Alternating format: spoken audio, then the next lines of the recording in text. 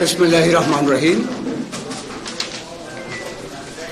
বাংলাদেশ জাতীয়তাবাদী দল বিএনপির স্থায়ী কমিটির এই সংবাদ সম্মেলনে সম্মানিত সাংবাদিক ভাই বোনেরা, আমাদের দলের স্থায়ী কমিটির সম্মানিত সদস্যবৃন্দ, আমি আপনাদেরকে সালাম জানিয়ে এই সংবাদ সম্মেলনে উপস্থিত হওয়ার জন্য আমাদের পক্ষ থেকে আপনাদেরকে ধন্যবাদ জানাই। প্রিয় সাংবাদিক ভাই বোনেরা, আসসালামু আলাইকুম। গত 24শে মে 2025 তারিখ সন্ধ্যা 7:30টায় অন্তর্বর্তীকালীন সরকারের প্রধান উপদেষ্টার আহ্বানে বাংলাদেশ জাতীয়তাবাদী দল বিএনপি একটি প্রতিনিধি দল সাক্ষাৎ করেন। একই দিনে আরও 2টি দল প্রধান উপদেষ্টার সাথে সাক্ষাৎ করেন। তৎপরিবর্তিতে আমরা আপনাদের সামনে আমাদের তাৎক্ষণিক প্রতিক্রিয়া ব্যক্ত করেছি। পরের দিন আরও 20টি রাজনৈতিক দলের সঙ্গে তিনি সাক্ষাৎ করেছেন। রাজনৈতিক দলসমূহের সাথে মাননীয় প্রধান উপদেষ্টার আলোচনার প্রসঙ্গে তার প্রেস সচিবের মাধ্যমে সরকারের যে বক্তব্য পাওয়া গিয়েছে তাতে জাতীয় সংসদ নির্বাচনের বিষয়ে সুস্পষ্ট কোনো রোড ম্যাপের ঘোষণা না থাকায় আমরা হতাশ হয়েছি। বিএনপি ও অন্যান্য রাজনৈতিক দল কোনো সময়ই মাননীয় প্রধান উপদেষ্টার পদত্যাগ চায়নি, এখনও চায় না। কিন্তু আমরা অন্তর্বর্তী সরকারের নেতৃত্বে ডিসেম্বরে 2025-এর মধ্যে একটি সুষ্ঠু নিরপেক্ষ জাতীয় সংসদ নির্বাচনের রোডম্যাপ দাবি করে এসেছি। যেহেতু সংস্কার একটি চলমান প্রক্রিয়া, তাই সংস্কার ও নির্বাচনের প্রক্রিয়া দুটোই একই সাথে চলতে পারে। পতিত ফ্যাসিবাদী শক্তি এবং ব্যক্তির অর্থাৎ দল এবং মানবতা বিরোধী অপরাধে অভিযুক্ত ব্যক্তিদের বিচার প্রক্রিয়া চলমান থাকবে। প্রিয় সাংবাদিক ভাই বোনেরা, প্রধান উপদেষ্টার সাথে অনুষ্ঠিত আলোচনায় উপরোক্ত বিষয়গুলো উপস্থাপন করেছিলাম বরাবরের মতো। আমরা লক্ষ্য করেছি উক্ত দিনে অর্থাৎ 24 মে শনিবার জাতীয় অর্থনৈতিক পরিষদের সভা শেষে উপদেষ্টা পরিষদের বিবৃতিতে যে বক্তব্য জাতির সামনে উপস্থাপন করা হয়েছে তা অস্পষ্ট ও বিভ্রান্তিকর। উপদেষ্টা পরিষদ দায়িত্ব পালনে আমরা প্রথম থেকে অদ্যাবধি সর্বোচ্চ সহযোগিতা প্রদান করে আসছি। সরকার পরিচালনায় নিরপেক্ষতার ঘাটতির কারণে এবং দুর্বলতার কারণে জনমনের সংশয় ও সন্দেহের উদয় হওয়া স্বাভাবিক। বিভিন্ন মহলের অযৌক্তিক ও উদ্দেশ্য প্রণোদিত দাবি দেওয়া ও এখতিয়ার বহির্ভূত বক্তব্য সরকারের স্বাভাবিক কাজের পরিবেশ বিনষ্ট হওয়ার যে অভিযোগ সরকারের পক্ষ থেকে উত্থাপন করা হয়েছে সেটা মূলত সরকারের নিজস্ব অর্জন। প্রিয় সাংবাদিক ভাই বোনেরা, উপদেষ্টা পরিষদের বিবৃতিতে উল্লেখ করা হয়েছে পরাজিত শক্তির ইন্ধনে ও বিদেশি ষড়যন্ত্রের অংশ হিসাবে সরকারের উপর দায়িত্ব পালনকে অসম্ভব করে তোলা হয়েছে। আমরা বলতে চাই, যথাশীঘ্র একটি সুষ্ঠু নিরপেক্ষ জাতীয় সংসদ নির্বাচনের মাধ্যমে পরাজিত শক্তির ইন্ধন এবং বিদেশি ষড়যন্ত্র বন্ধ করা সম্ভব। সেই লক্ষ্যে অর্জনের জন্য অবিলম্বে জাতীয় সংসদ নির্বাচন অনুষ্ঠান জন্য একটি সুনির্দিষ্ট রোডম্যাপ প্রদান করা জরুরি, এর কোনো বিকল্প নাই। দেশকে স্থিতিশীল রাখতে নির্বাচন, বিচার ও সংস্কার কাজ এগিয়ে নিতে এবং চিরতরে এদেশে স্বৈরাচারের আগমন প্রতিহত করতে ফ্যাসিবাদ বিরোধী বৃহত্তর জাতীয় ঐক্য প্রয়োজন। জুলাই ছাত্র ও গণঅভ্যুত্থানের আকাঙ্ক্ষা জনপ্রত্যাশাকে ধারণ করে অতি শীঘ্র রাষ্ট্রের গণতান্ত্রিক রূপান্তরের প্রক্রিয়াকে ত্বরান্বিত করা অত্যন্ত জরুরি। এই লক্ষ্যে আমরা সরকারকে সার্বিক সহযোগিতা প্রদান করে যাচ্ছি। সরকারের সক্রিয়তা, সংস্কার উদ্যোগ, বিচার প্রক্রিয়া, সুষ্ঠু নির্বাচন ও স্বাভাবিক কার্যক্রমকে বাধাগ্রস্ত করে এমন কোনো কর্মকাণ্ডকে আমরা সকল সময় নিরুৎসাহিত করি এবং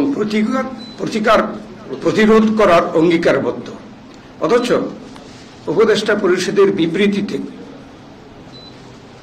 কোন মহলের উপরে অর্পিত দায়িত্ব পালনকে অসম্ভব করে কোন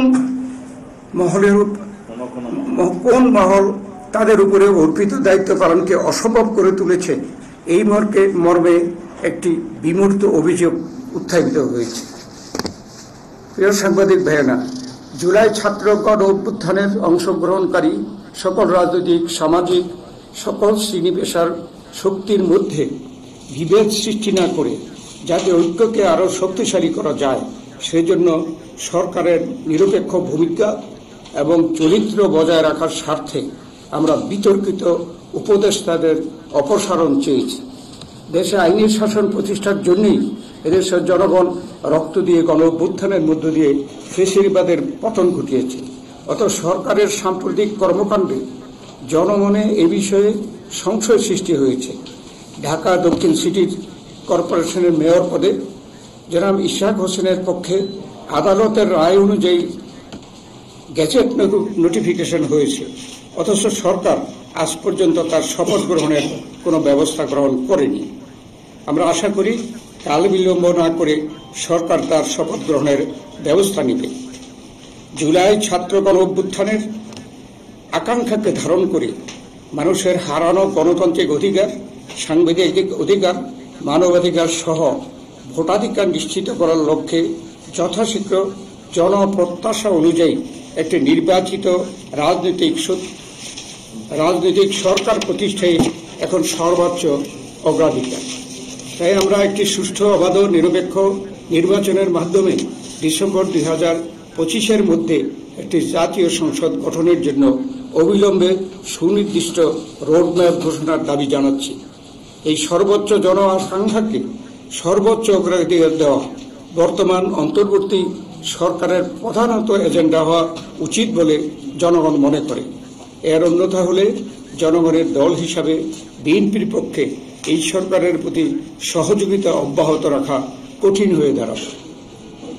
দেশের স্থিতিশীলতা বজায় রাখার স্বার্থে আইন শৃঙ্খলা পরিস্থিতির অবনতি রোধকল্পে নিত্য প্রয়োজনীয় দ্রব্যমূল্য জনগণের ক্ষমতার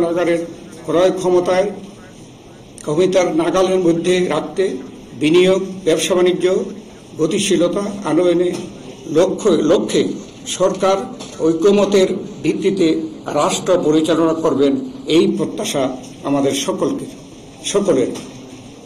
আপনাদের ধৈর্য সহকারে আমাদের বক্তব্য শোনার জন্য আপনাদের সকলকে ধন্যবাদ। আল্লাহ হাফেজ। বাংলাদেশ জিন্দাবাদ। ধন্যবাদ আপনাকে। সব কথাই তো বলেই ফেলেছি, কি জিজ্ঞেস করবেন?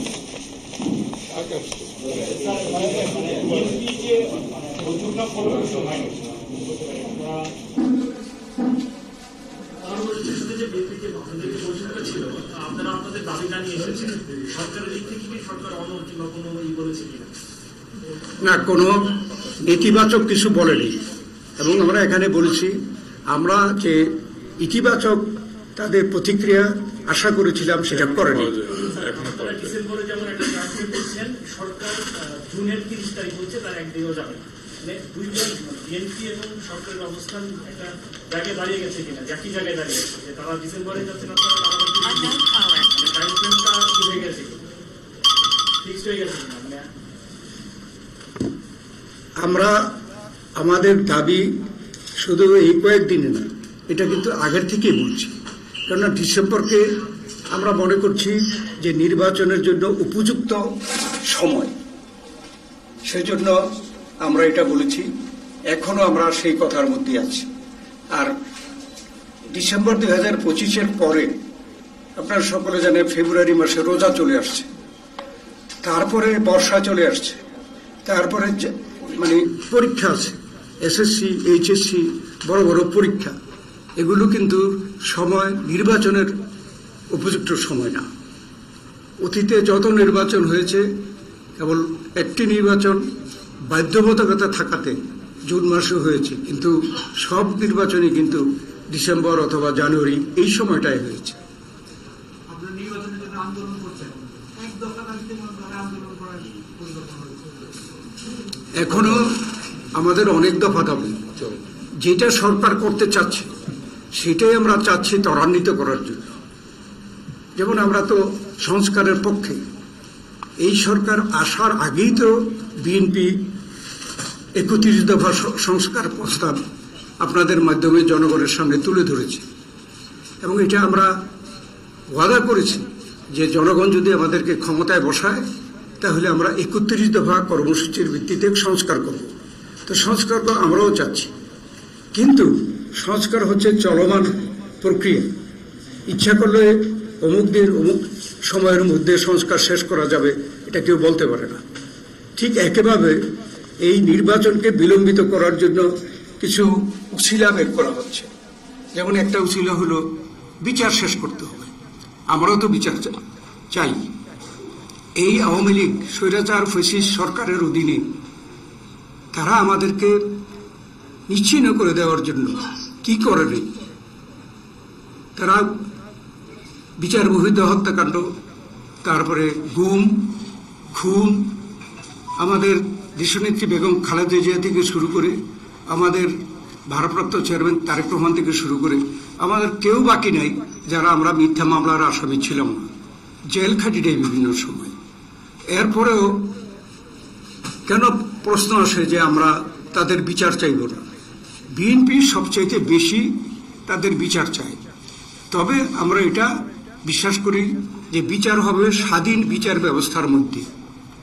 তো আমি স্বাধীন বিচারও চাইব, আবার চাইব অমুক দিনের মধ্যে এই বিচার করতে হবে, এটা তো সাংঘর্ষিক। সেই জন্যে আমরা বলছি এই সংস্কার এবং নির্বাচনের প্রক্রিয়া এবং বিচারের প্রক্রিয়া এটা প্রত্যেকটা আলাদা, এবং সেই জন্য এখানে কোনো সাংঘর্ষিক কিছু নেই।